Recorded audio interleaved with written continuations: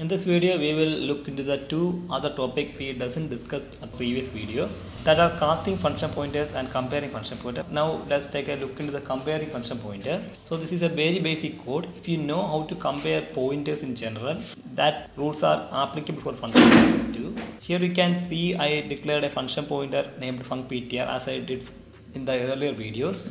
It's basically a function pointer which is capable of pointing to a function which take two integers as argument and return an integer, and here I declared two functions add and sub. Now let's take a look into the way we use comparison operator with function pointers. The first thing you need to notice in this code is that I created a pointer 1 of the type funcPTR and assigned a value of sub to that function pointer. Then in the subsequent if statement I am trying to check whether ptr1 hold the values of add function, which is obviously false. So this if statement will be false and the computer will execute the else statement showing that funcPTR point to some other function. So now let's take a look into that output. Before that I will comment out this line and I will explain what this line of code do in the subsequent section.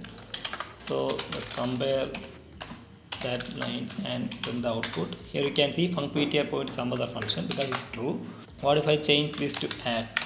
Now we know that the statement will be true and it will print funcPTR point to the add function. So as you might guess, it's very simple. Comparing function pointers are similar to the way we compare normal pointers. These lines of code can be useful in several programming scenarios because this can be used at some occasion where you need to make sure that your function pointer hold the right address of the function which you want to execute using that function pointer. Now let's take to this line of code. Here, like we do for other type of pointer, we can check whether a particular pointer value is greater than another pointer. First I try to print out the address of add and sub function. Then I am comparing whether this, let me change this code. Okay, ptr1 value is greater than the value of sub actually. So I need to change the code. Okay, whether or not the ptr1 value is greater than the value of add function. Here we can see that we are actually storing the address of add function into ptr1. So if we do this operation, it will return false because ptr1 value is not greater than the address of add function. Instead it is equal to the address of add function. So this will obviously return false. Here you can see it return false, and in C you know whenever an expression return false it returns 0. So if I change this to sub for example and we run the compare and run the same code, we will again get 0. This time we should look the address of add and sub function. If you take a look at the address of add function, it is less than that of sub function.